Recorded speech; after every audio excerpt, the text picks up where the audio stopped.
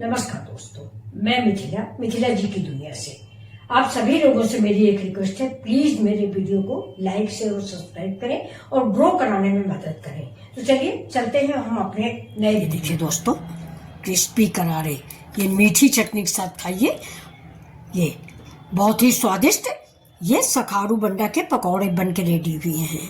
तो ये देखिए, वेलकम माय चैनल मिथिला जी की दुनिया। तो नमस्कार दोस्तों, अब चलते हैं अपने वीडियो की ओर।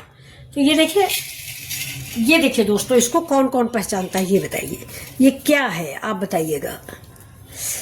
हमें तो बहुत दिनों बाद पता चला, ये कई दिन से फ्रिज में रखा था, मैं बाहर थी ना बिटिया के पास, तो ये कई दिनों से फ्रिज में रखा था। तो आज मैंने अरविंद से पूछा कि ये कौन लाया है, तो कहला बहुत से आए थे, साहब ने खाया ही नहीं।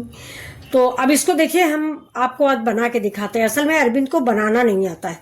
ये दोस्तों एक तरह से घुइयां की प्रजाति का ही है, घुइयां यानी अरुई की प्रजाति का। इसको मेरी तरफ सखारू बंडा बोलते हैं, आप लोगों के यहाँ क्या बोलते हैं जरूर बताइएगा। ये देखिए, इसे गांठ जैसा लगा हुआ है, ये देखिए, ये बिल्कुल घुइयां जैसा। घुइयां या इसका मतलब है जिमीकंद का भी प्रजाति समझ सकते हैं, क्योंकि ये गले में ये भी कनकनाता है, थोड़ा बहुत ये गले में कनकनाता है। मेरे घर में बनता था तो इमली की पत्ती में उबाला जाता था। तो चलिए आज हम इसकी कुछ अलग डिफरेंट बना के आप सबको दिखाते हैं। तो ये देखिए, इसकी पकौड़ी आज बना के दिखाते हैं आप। ये हम इसको काटेंगे, देखिए गोल गोल, बिल्कुल जिमीकंद है ये, समझ लीजिए। अरुई का भी रूप नहीं है, ये जिमीकंद ही समझिए इसको। तो इसको हमारी तरफ सखारू बंडा कहते हैं। बवासीर वगैरह में बहुत फायदा करता है दोस्तों। मेरे ससुर जी थे तो वो बहुत खाते थे, बिल्कुल मतलब ऐसे ही हल्का सा नमक और जीरा डाल के बन जाता था। थोड़ा सा खटाई जरूर डालिए तो इसका कनकनानापन खत्म हो जाएगा। ये देखिए, तो ऐसे ही हम 2-3 पीस काट लेंगे और फिर से इस पानी में हम नींबू डाल देते हैं। ये देखिए, ये नींबू डाल देंगे तो इसका जो ये कड़छानापन है ये खत्म हो जाएगा। ये जो इसका गुण है ना, ये उसका ये खत्म हो जाएगा। ये काटने में बहुत सख्त है दोस्तों, ये देखिए बहुत ही सख्ती से कट रहा है। इतना अच्छा चाकू है फिर भी कटने में प्रॉब्लम कर रहा है। ये देखिए, हम गोल निकाल रहे हैं जिससे कटे खराब ना हो, नहीं तो पकौड़ियाँ नहीं बन पाएंगी। देखिए ये, लेकिन ये खाने में अच्छा बहुत लगता है। जब आप पकौड़ी बनाओगे ना तो बिल्कुल जिमीकंद का स्वाद देता है। लेकिन जिमीकंद ज्यादा गले में पकड़ता है, ये कोई जरूरी नहीं कि ज्यादा पकड़े, कई क्वालिटी का होता है। एक इसी तरह का होता है, उसको आरू बोलते हैं, वो बिल्कुल भी नहीं कड़वाता, वो तो जैसे लगता है आलू की पकौड़ी खा रहे हैं हम लोग। लेकिन वो हमें यहाँ पे गाजियाबाद में किसी दिन मिला नहीं, वो हमारे उधर लखनऊ साइड बहुत मिलता है। आरू बोलते हैं दोस्तों उसको।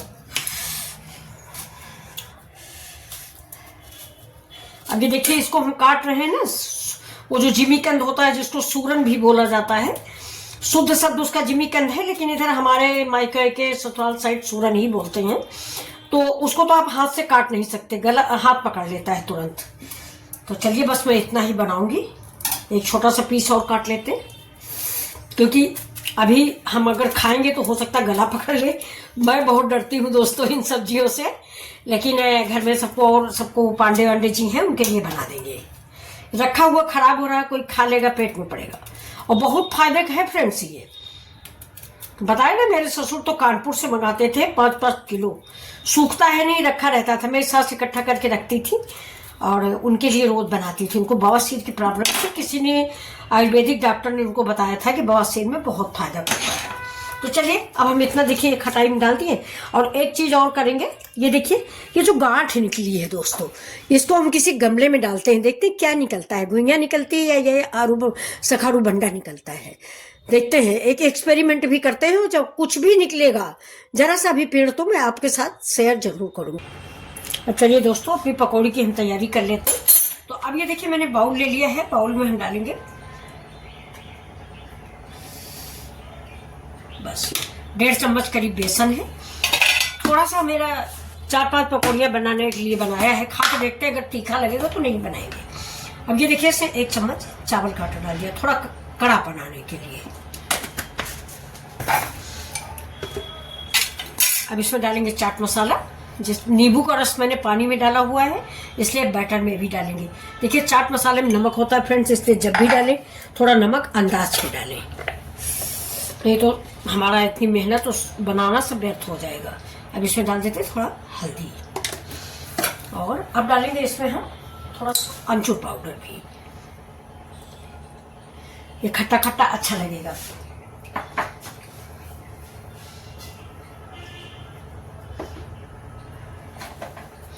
अब डाल देते हैं थोड़ा सा मिर्च, चिली फ्लेक्स आप डाल सकते हैं, कश्मीरी मिर्च डाल सकते हैं, जो भी आपको पसंद है। तीखा और मतलब फीका ये आप अपने स्वाद के अनुसार रखें, थोड़ा हम लोग तीखा कम खाते हैं इसलिए। अब देखिए इसको मैंने मिक्स कर दिया, थोड़ा सा नमक और डाल देते हैं क्योंकि इतना चाट मसाले में नमक नहीं होता है। बस अब सब मिक्स करेंगे।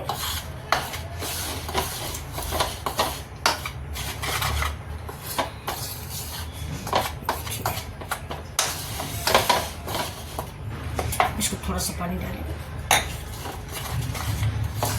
गाढ़ा घोल तैयार करेंगे दोस्तों इसका। इसकी सब्जी भी बहुत बढ़िया बनती है।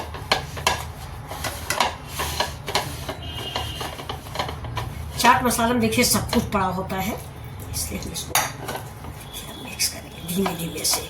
अब इसको हम एक गाढ़ा सा घोल तैयार करते हैं। अब इधर चढ़ा दिया कढ़ाई, जला दिया गैस, और डालेंगे इसमें मस्टर्ड ऑयल। अब देखिए इस बैटर में हम डालेंगे थोड़ा सा ये जीरा पाउडर। जितना आप पकौड़िया में सारा सामान डालते हो सारा का सारा डाल दीजिए, जैसा आपको टेस्ट अच्छा लगे, अच्छा बनता है। ये देखिए हरी धनिया डाल दिया। अब इसमें हम डाल देते हैं थोड़े से अदरक के लच्छे, ये, और 2-4 पीस हरा मिर्च। फिर इसको थोड़ा सा भी ज़्यादा गाढ़ा है फ्रेंड्स तो ज़रा सा पानी डालेंगे हाथ में लेके, बस।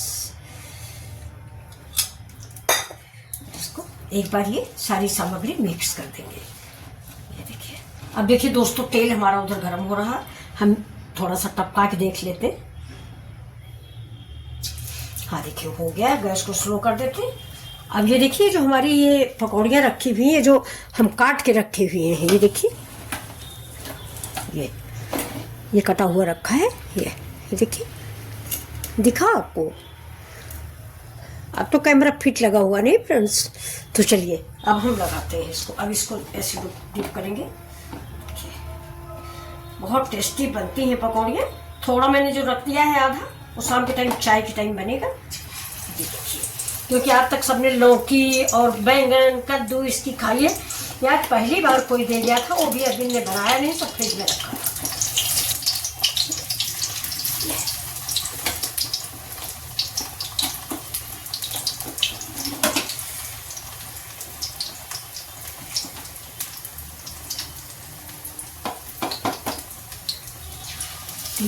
हो गया। अब ये थोड़ा सा टूट गया था, ये चौथा डाल देंगे। अब इतना ही बनाएंगे, तेल निकल आए उसके बाद फिर दूसरा डाल देंगे।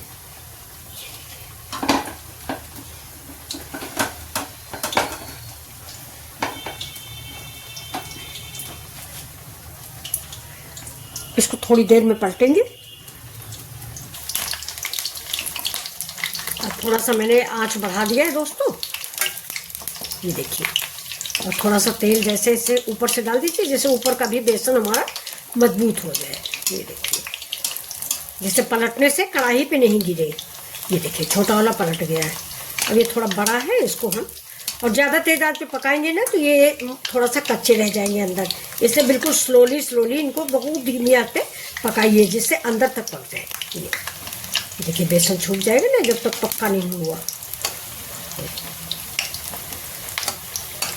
और इसकी दोस्तों सब्जी बिल्कुल आलू जैसी बनती है, बहुत स्वादिष्ट बनती है। मैंने ये सब्जी बनाना अपने घर में ही सीखा था, अपनी ससुराल में।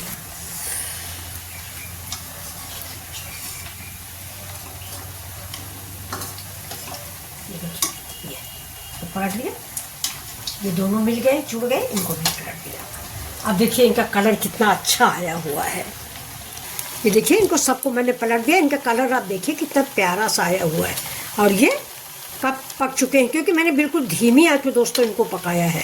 अब जाके मैंने थोड़ा सा तेज किया है, लेकिन हम फिर धीमा करेंगे, जिससे हमारे बढ़िया से पकौड़े कच्चे ना रह जाए अंदर, है ना। ये देखिए, तो आप भी एक बार ज़रूर बनाइए ये सखारू बंडा। इसको आप लोग क्या बोलते हो? हमारे यहाँ तो सखारू बंडा कानपुर में बोला जाता है, वही मैं आपको बोल के बताई हूँ। तो अब देखिए फ्रेंड्स, इनको हम निकाल लेते हैं। ये देखिए, इसको यहाँ से अलग कर देंगे। बहुत बढ़िया बन गया है फ्रेंड्स, ये देखिए। अब अभी अरविंद थोड़ा खाना खाने गए हैं घर, तो मैंने फ्रिज चेक किया कि देखिए क्या क्या रखा हुआ है, तो देखा तो ये सखारू बंडा रखा हुआ था। तो हमने सोचा कि बना ही ले। उनको पूछा तो कह रहा मैं बनाना नहीं जानता, इसलिए मैंने बनाया नहीं। तो हमने कहा चलो ठीक है। तो ये देखिए, चलिए अब 2 ठो और हैं, वो भी हम बना लेते। ये तो गैस को कर देते हैं बंद और ये निकाल लेते हैं अपनी पकौड़ियाँ। सारी की सारी बन गई हैं टेस्टी और स्वादिष्ट सखारू बंडा की पकौड़ियाँ। ये दोस्तों सखारू बंडा है, एक बार जरूर बनाएं। मिथिला जी की दुनिया को लाइक शेयर सब्सक्राइब करें। तो कुल हमने 6 पकौड़ियाँ बनाई हैं। अब काट के रख दिया है, और बाकी बाद में बनाएंगे। तो ये देखिए दोस्तों, मैंने आज सखारू बंडा के पकौड़े बनाए हैं और ये रेसिपी बहुत ही स्वादिष्ट है। अगर आपको पसंद आती है तो मेरा सौभाग्य होगा। देखिए, चलते हैं आज हम नई रेसिपी की ओर। ये देखिए मेरे सखारू बंडा के पकौड़े हैं जो मैंने आपको बनाए हैं। तो आप भी बनाइए एक बार, ये देखिए। अगर आपको पसंद आता है तो ये तो मेरा सौभाग्य होता है।